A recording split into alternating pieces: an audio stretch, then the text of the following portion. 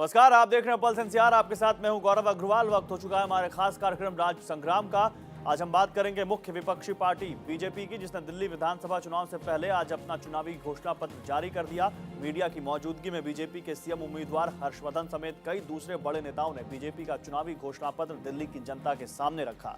बिजली, पानी और सड़क के मुख्य मुद्दों के अलावा बीजेपी ने तमाम ऐसी घोषणाएं की जो अगर सच होती हैं तो यकीनन दिल्ली की सूरत बदल जाएगी। तमाम दूसरी घोषणाओं के अलावा बीजेपी ने इस बार प्रवासियों के लिए प्रवासी आयोग बनाने के अलावा मुस्लिम बच्चों के लिए मदरसा बोर्ड की स्थापना का भी ऐलान किया। लेकिन बड़ी बात, ये घोषणाएं आने वाले चुनाव में बीजेपी को कितना नफा नुकसान दिलाएंगी, आज इसी पर चर्चा करेंगे। देखिए हमारा चुनाव आधारित खास कार्यक्रम राज संग्राम।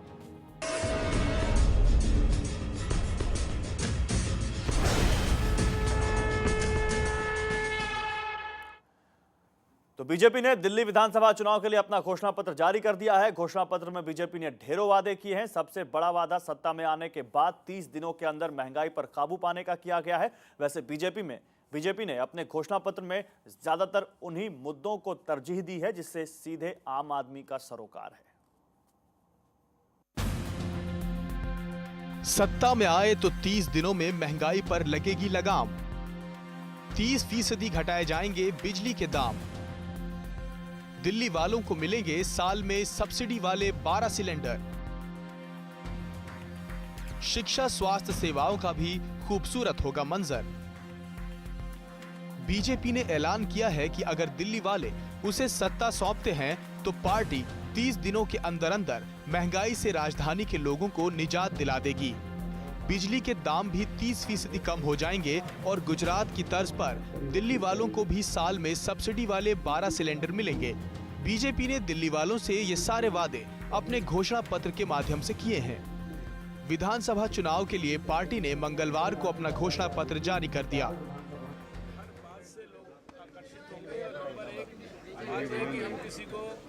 आकर्षित करने के लिए नहीं, जो दिल्ली की बेहतरी के लिए हमें करना है, समाज के हर वर्ग के लिए करना है, अपने नौजवान के लिए करना है, अपनी बहन के लिए करना है, अपनी माता के लिए करना है, अपने बुजुर्ग के लिए करना है, अपने गरीब आदमी के लिए करना है, गांव के विकास के लिए करना है, अनऑथराइज्ड कॉलोनी के विकास के लिए करना है, रीसेटलमेंट कॉलोनी के विकास के लिए करना है, दिल्ली की स्वास्थ्य को, शिक्षा को बेहतर करने के लिए जो करना है, दिल्ली में बिजली के पानी के दामों को कम करने के लिए जो करना है, दिल्ली में सोलर एनर्जी को घर घर जो है सोलर पावर हाउस बनाने के लिए जो कुछ हमें करना है, दिल्ली के ट्रैफिक व्यवस्था को सुदृढ़ करने के लिए, दिल्ली के ट्रांसपोर्ट को बेहतर करने के लिए, दिल्ली के मेट्रो के एक्सपेंशन के लिए, दिल्ली में नए नए जो है मोड्स ऑफ ट्रांसपोर्ट विकसित करने के लिए जो कुछ हमें करना है।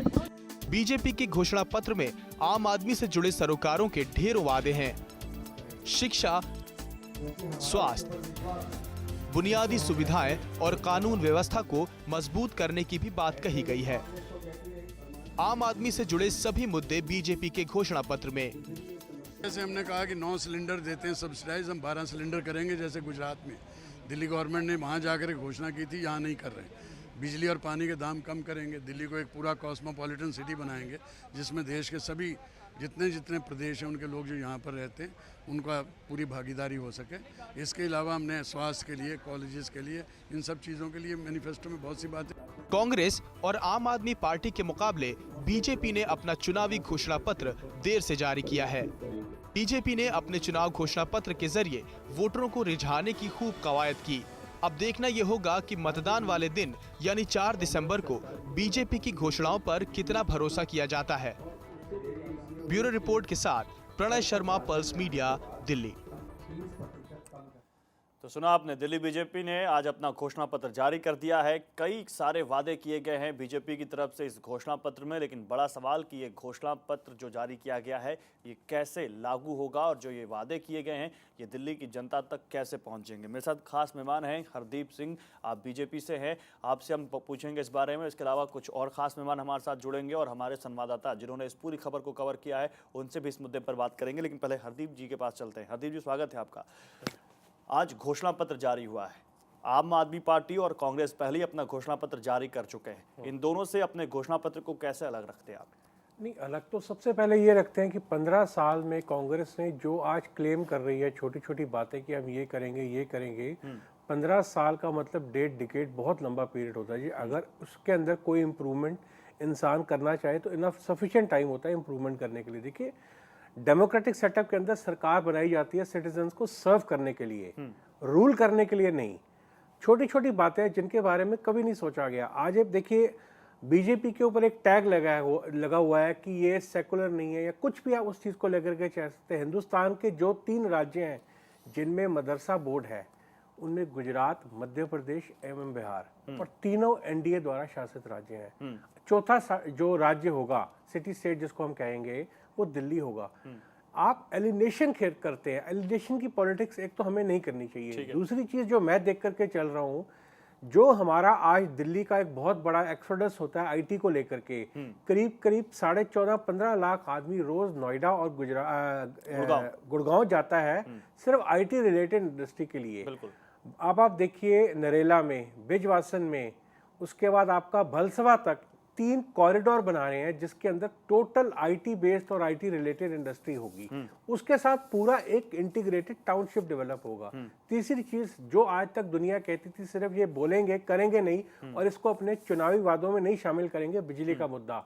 और आज हमने कमिट किया कि बिजली के रेट 30% मिनिमम घटाए जाएंगे। नहीं, एक बड़ा वादा आपकी तरफ से ये भी किया गया कि 30 दिन के अंदर महंगाई पर काबू पाया जाएगा। इसका रोड मैप जरा समझाएं। उसमें आपने कुछ नहीं करना, सिर्फ एक दिल्ली विधानसभा का एक सत्र बुलाना है और मात्र कुछ अमेंडमेंट्स करनी है एपीएमसी एक्ट में। वो अमेंडमेंट क्या है वो भी मैं आपसे शेयर करूंगा कि ओपन ऑक्शन आपने परमिट करनी है दिल्ली के अंदर जो 5 एपीएमसी की मंडियां हैं। कुछ नहीं करना, बहुत छोटा एक लाइन का है। आज बाहर का फार्मर दिल्ली में आकर के 15 रुपए किलो आकर के टमाटर बेच के जा सकता है। ठीक है। और टमाटर अगर 15 रुपए किलो दिल्ली में फार्मर बेच के जाएगा तो 20-25 रुपए में एंड यूजर को या 30 रुपए में वो रिटेल कस्टमर को मिल सकता है। प्याज की बात है, अलवर का फार्मर दिल्ली में आकर के आज 20 रुपए 22 रुपए किलो में प्याज बेच करके जा सकता है, जो कि आज दिन तक फॉरबिडन है।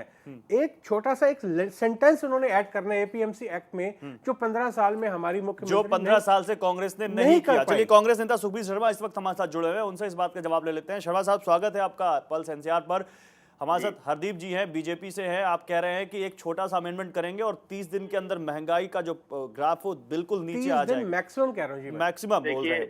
देखिए, मेरे ख्याल से पहले तो हरदीप जी को स्टडी करना चाहिए। जो एपीएमसी एक्ट और दूसरे एक्ट हैं जो हमारे जो ऑलरेडी एग्जिस्टेंस में हैं, इनकी सरकार भी रही है दिल्ली में। ऐसा नहीं है कि हमारी 15 साल से हमारे टाइम पे एपीएमसी एक्ट नहीं करता था जी। 15 साल से पहले इनकी सरकार भी रही है। कंकरेंट एपीएमसी एक्ट हुआ करता था भाई साहब। तब प्याज की कीमत आसमान छू गई और ये सरकार वही बात बोल रहा हूं, उस टाइम कंकरेंट होता था। उस समय क्या हुआ, उस समय साहिब सिंह वर्मा चीफ मिनिस्टर थे। यहाँ जितने कल कारखाने थे, जो हमारे जो मिल थे, लाखों मिल मजदूर इन्होंने बेरोजगार कर दिया और वो जो बेरोजगार नहीं किए। हरदीप भी हमारे साथ बने हुए हैं और यहाँ बात हो रही कि एपीएमसी एक्ट में अगर संशोधन किया जाए तो दिल्ली की जनता को महंगाई काबू करके दिल्ली की जनता को राहत दिलाई जा सकती है। तो बड़ा सवाल कि अगर दिलाई जा सकती है तो कांग्रेस ने आज तक दिलाई क्यों नहीं, और नहीं दिलाई जा सकती तो क्या बीजेपी सब्ज़बाग दिखा रही है? और इसके अलावा कुछ और घोषणाएं हैं जिन पर बात करेंगे अपने मेहमानों से। आप देखते रहिए राज संग्राम।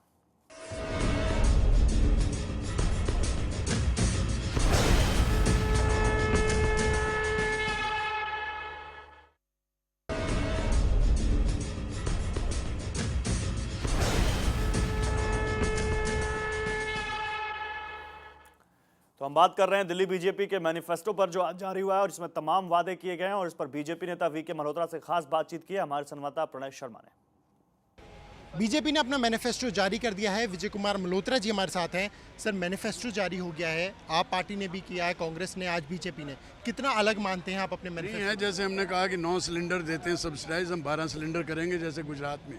दिल्ली गवर्नमेंट ने वहाँ जाकर घोषणा की थी, यहाँ नहीं कर रहे। बिजली और पानी के दाम कम करेंगे, दिल्ली को एक पूरा कॉस्मोपॉलिटन सिटी बनाएंगे जिसमें देश के सभी जितने प्रदेश हैं उनके लोग जो यहाँ पर रहते हैं उनका पूरी भागीदारी हो सके।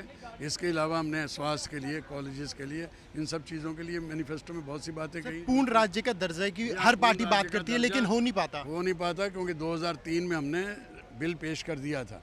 बिल पेश करने के बाद क्योंकि उस समय होम जो कमेटी थी उसमें प्रणब मुखर्जी थे, उन्होंने रिपोर्ट नहीं दी। 2004 के बाद इन्होंने मांग ही करना छोड़ दिया।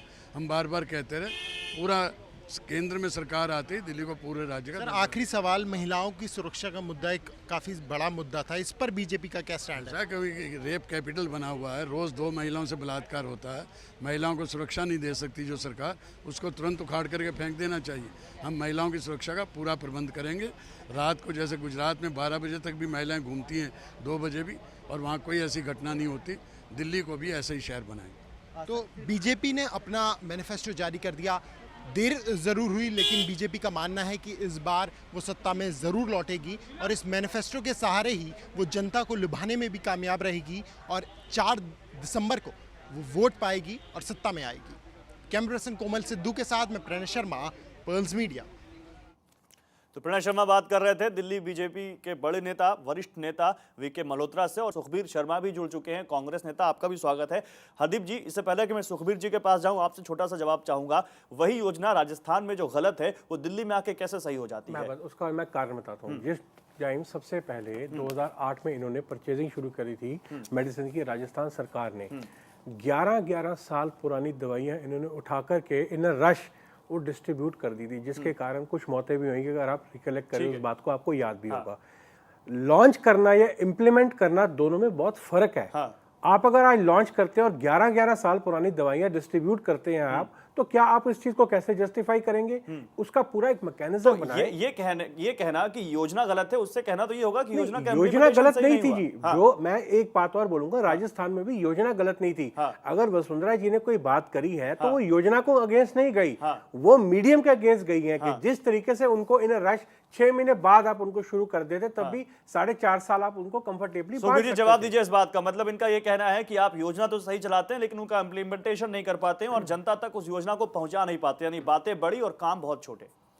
देखिए, मैं तो हैरान हूं, मुख्यमंत्री कोई भी है, जब वो कोई योजना बनती है तो मुख्यमंत्री डायरेक्टली उसको इम्प्लीमेंट नहीं करता है। इम्प्लीमेंटिंग एजेंसी होती है, ऑफिसर्स होते हैं, मैकेनिज्म है, और उस मैकेनिज्म के अंदर मान लीजिए कहीं कह रहे हैं कि दवाई जो है आउटडेटेड दवाइयाँ दे दी गई थी।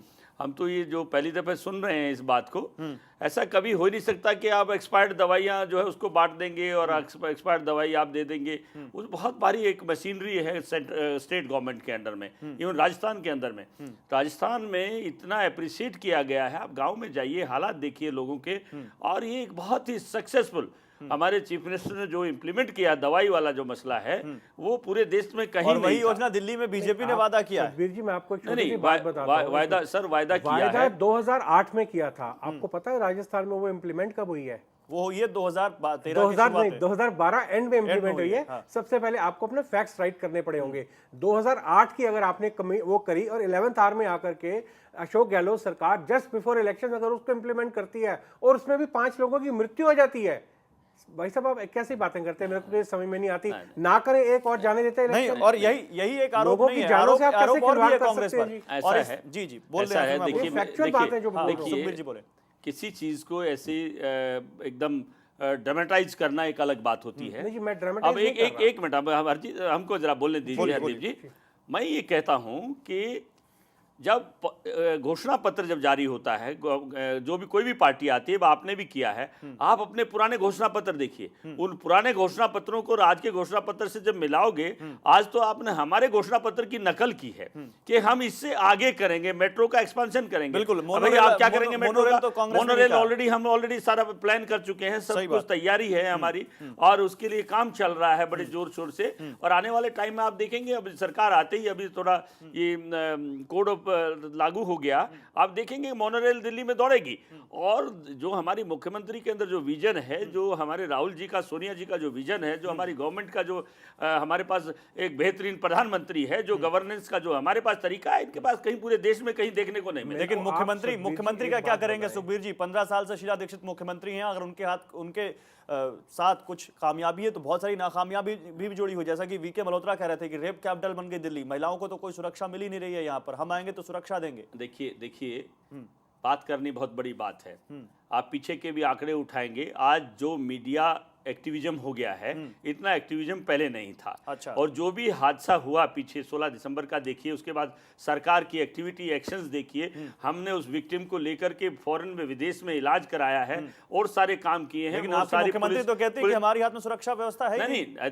देखिए मुख्यमंत्री ने कभी ऐसी जो भी बात उन्होंने की है, उन्होंने ये बात ये की अपनी बेटी समझ के, अपने जो आज दिल्ली के अंदर जो भी महिलाएं हैं, बच्चे हैं, उनको वो अपना मानती हैं, उसको ओन करती हैं, और इस वजह उनके अंदर दर्द है, तड़प है कि मैं जो बेहतरीन और करना है हमको, उसके लिए उन्होंने नया घोषणा पत्र जो हमने जारी किया, अगले 5 साल में हम जो काम करेंगे वो आपके सामने होगा, ये सब दिक्कतें दूर होगी। इससे पहले कि इस चर्चा को आगे बढ़ाए अपने खास मेहमानों के साथ, आइए आपको दिखाते हैं दिल्ली बीजेपी के मैनिफेस्टो से जुड़ी 5 अहम बातें।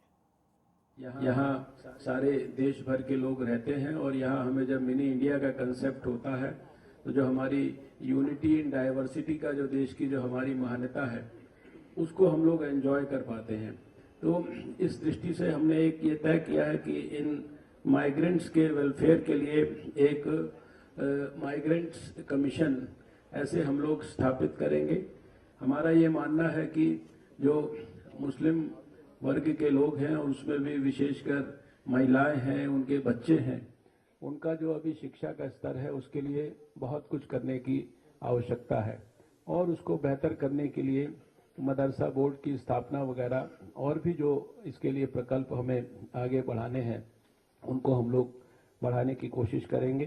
तो यमुना को एक बहुत बड़े पैशन एरिया के रूप में हम लोग पूरी तरह से स्वच्छ बनाकर और आइडियल जैसा हो सकता है, अगर लंदन में टेम्स नदी हो सकती है, गुजरात में साबरमती जो है उसका प्रोजेक्ट सफलता से हो सकता है, तो कोई कारण नहीं कि दिल्ली में हम यमुना को जो है बेहतर ना बना सकें। आप सब जानते हैं कि दिल्ली के अंदर महंगाई, भ्रष्टाचार, बिजली, पानी और महिलाओं की सुरक्षा सबसे बड़ी हमारे मुद्दे थे। इसमें बिजली के ऊपर सबसे ज्यादा हमने फोकस किया कि हम सत्ता के अंदर आएंगे तो बिजली के दाम 30% कम करेंगे। बहुत सारे लोगों ने सोचा कि शायद हम इसको मैनिफेस्टो में नहीं लेंगे, किंतु हमने, क्योंकि हमारा उसके ऊपर विश्वास है, इसको हमने अपने घोषणा पत्र के अंदर लिया है। ऐसे ही कांग्रेस तो कहती रही बरसों से कि वो दिल्ली को पूर्ण राज्य का दर्जा देगी। पिछली 4 विधानसभा में के चुनाव में उन्होंने हर बार अपने मैनिफेस्टो में ये लिखा कि वो दिल्ली को पूर्ण राज्य का दर्जा नहीं देंगे। अगर दिल्ली को पूर्ण राज्य के दर्जे के अंदर किसी ने गंभीरता दिखाई तो एनडीए की जब सरकार थी तब उसमें हमने गंभीरता दिखाई थी, जिसको इसी शीला की गवर्नमेंट ने रोक दिया था। तो 5 बड़ी बातें, जिसमें मदरसा बोर्ड का गठन होगा, विस्थापितों के लिए काम किया जाएगा, यमुना की सफाई होगी, बिजली सस्ती होगी और तमाम चीजें करेंगे जो कांग्रेसी सरकार नहीं कर पाई। यमुना की सफाई, ये भी एक अहम मुद्दा है। 15 साल में सफाई नहीं हो पाई यमुना की, और यमुना की जो हालत है, जानकार कहते हैं कि ये नदी अब डेड हो चुकी है और इसमें एक अगर जीव छोड़ दें तो कोई भी ऐसा जीव नहीं पाया जाता जो साफ पानी में पाया जाता हो। आपसे मेरा सवाल है सुखबीर जी, एक ऐसी नदी जो खूबसूरती में 4 चांद लगा सकती थी शहर के या प्रदेश के, वो आज एक बदनुमा दाग बनकर रह गई है। 15 साल सरकार है, इसलिए जिम्मेदारी आप पर भी जाती है। आपने बहुत ठीक पॉइंट उठाया है। देखिए, बात कहना बहुत बड़ी बात है। जैसे हर्षवर्धन जी बोल रहे हैं कि हम दिल्ली को साबरमती और बहुत बड़ी उसको एक स्थान की बात कर रहे हैं, अच्छी बात है, होना चाहिए। लेकिन ये शायद भूल गए हैं हर्षवर्धन जी कि पीछे जो जमुना नदी है ये बहुत पीछे हरियाणा से आती है। इसमें अलग अलग इंडस्ट्रियल शहर है और वो सब का सब जितना कचरा है, इंडस्ट्रियल वेस्ट है, सारा जमुना नदी में जाता है। हाँ, ये जमुना कोई दिल्ली से नहीं निकलती है, जमुना पीछे से आती है और पीछे से ही गंदी होके आती है। दिल्ली सरकार ने क्या किया, शीला जी की गवर्नमेंट ने, अगर आप देखोगे पूरा, कितने हम लोगों ने CETP लगाए हैं, जगह जगह इसकी वाटर ट्रीटमेंट प्लांट लगाए हैं और कोशिश किया गया है कि जमुना में वो वेस्ट ना जाए, लेकिन उसको पूरी कामयाबी उसमें नहीं मिली है। अब आगे आने वाले समय में इसके लिए एक पूरी एक कोहेसिव एक स्कीम बनाई गई है और जो हमने अपने उसमें घोषणा पत्र में भी लिया और मुख्यमंत्री ने उस पर चिंता जाहिर की है। तो इसको करने में, चलिए, आप मानते तो हैं कि कम से कम आप इस काम को कर नहीं पाए। एक और सवाल जो कहीं ना कहीं आप दोनों के लिए उठता है, बताएं सुखबीर जी, जो सवाल उठ रहा है। देखिए, जहाँ तक मोनक नहर की बात है, हाँ। अगर आप जाके देखेंगे वो बन के तैयार है। जो हरियाणा पैसा- वाला पार्ट, दिल्ली जो- वाला पार्ट जो- नहीं जी। जो नहीं, नहीं, आप मैं गलत कह रहे हरियाणा, हैं। मैं हरियाणा का रहने वाला हूँ, मेरी बात सुन लीजिए। हरियाणा का पार्ट आपने ready है। आपने गलत कहा कि वो करनाल के पास से वो डिवीजन होता है उसका, नहीं, ये खूबड़ू के पास डिस्ट्रिक्ट सोनीपत में गन्नौर के पास वहां से डिवीजन होता है दिल्ली के लिए। यमुना का नहीं, मैं एक छोटा सा आपको फिर करेक्ट करना चाहूंगा। लास्ट जो दिल्ली के लिए पानी ड्रिंकिंग वाटर सेग्रीगेट होता है, इरिगेशन की बात चलिए, नहीं कर रहा हूं यमुना जी। यमुना वो का पानी करनाल से होता यमुना है, का पिपली पानी से होता लोगों है। को साफ देखने को मिलेगा नहीं मिलेगा आप ये तो बात को पता चल समझने की जाएगा। कोशिश सरकार करें। जो आएगी और जो घोषणा की गई वो होगा या नहीं, लेकिन लोगों को पीने का पानी कब मिलेगा? एक पार्टी है आम आदमी पार्टी, जो साल भर की पार्टी है, वो कहती है कि हम सत्ता में आएंगे तो 700 लीटर पानी रोजाना देंगे। आखिर बीजेपी और कांग्रेस क्यों नहीं ये बात कह पा रही है और क्यों आम आदमी की समस्या को नहीं पकड़ पा रही है जो दूसरी पार्टी पकड़ रही है? पहले हरदीप जी आपसे जवाब चाहूंगा, फिर मैं सुखबीर जी से जवाब लूंगा। दिल्ली में फ्री वाटर की डिमांड नहीं है। अगर रीजनेबली प्राइस्ड हो, पैलेटेबल पानी ड्रिंकिंग वाटर हो, रीजनेबल प्राइस की दिल्ली की जनता देने को तैयार है। नहीं, आप 700 लीटर पानी दे दीजिए ना, फिर आप प्राइस पे दीजिए, लेकिन 700 नहीं, लीटर वो तो पानी हमने लिखा हुआ safe drinking water for everyone, हमने अपने मैनिफेस्टो में किया। फ्री की बात हमने कहीं नहीं करी। हाँ, लेकिन वो मुफ्त दे रहे हैं आपसे। सुखबीर जी। देखिए हमारे मुख्यमंत्री ने पहले ही कहा कि हमारी थोड़ी सी पानी की दिक्कत अभी हम पूरी दूर नहीं कर पाए हैं और अगले 5 साल में उसको बिल्कुल समाप्त कर देंगे और कोई आदमी बगैर पानी के दिल्ली में नहीं रहेगा। आप पानी की उसका दिक्कत दूर पूरा नहीं कर arrangement हम पाए, लोग करेंगे। आप महिलाओं को सुरक्षा दे नहीं पाए, आप कह रहे हैं कि हम यमुना की सफाई कर नहीं पाए, सुरक्षा हमारे हाथ में है नहीं, तो सवाल यही आता है, जनता आपसे ये नहीं पूछेगी 15 साल आपने किया क्या और अब आगे आप जो घोषणा कर रहे हैं उस पर जवाब कैसे दें? बहुत छोटा सा रिएक्शन, क्योंकि चर्चा जहां तक महिलाओं की सुरक्षा की बात है, पूरी तरीके से गवर्नमेंट उस पर बड़ी संजीदगी से उसको ले रही है। हमारी गवर्नमेंट, चाहे सेंट्रल गवर्नमेंट हो चाहे स्टेट गवर्नमेंट हो, उसमें कहीं कोई कोताही बरतते नहीं है। आपने देखा होगा अगर किसी ने ऑफेंस किया है तो उसको विद इन नो टाइम हमने उसको लेकिन पकड़ा फिर भी है। लोगों में और मैसेज within no time क्यों नहीं जा रहा है? और बड़ा सवाल, हरदीप जी जल्दी से आखिरी मैं रिएक्शन, छोटा सा आखिरी एग्जांपल रिएक्शन। दूंगा। आप कहते हैं कि दिल्ली का पुलिस कमिश्नर हमें आंसरेबल नहीं है। एमसीडी इलेक्शन से पहले दिल्ली के हाउस में समन किया गया था दिल्ली पुलिस कमिश्नर को 3 दफे कि दिल्ली की जो भी प्रबंध है वो चाक चौकस रहे। क्या अगर आप एमसीडी इलेक्शन से पहले 1 हफ्ते के अंदर 3 दफे समन कर सकते हैं दिल्ली के पुलिस कमिश्नर को दिल्ली के असेंबली में, तो ऐसे कामों में क्यों नहीं कर सकते? आप क्यों नहीं कर सकते? क्यों नहीं कर सकते? ये बड़ा सवाल है। और इसके अलावा सवाल ये भी है कि क्या घोषणाएं जो आज की गई हैं, चाहे बीजेपी ने आज की हैं या कांग्रेस ने इससे पहले की हैं, क्या वो घोषणाएं महज घोषणाएं हैं या वाकई दिल्ली वालों को इसमें से कुछ मिलेगा? और क्या इन दोनों के घोषणा पत्रों के अलावा आम आदमी के घोषणा पत्र से आम आदमी जुड़ेगा? यह भी बड़ा सवाल है।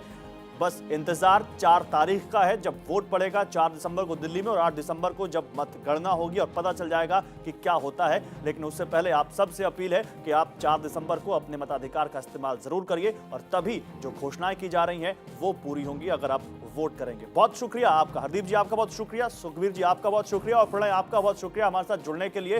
राज संग्राम में आज बस इतना ही। नमस्कार।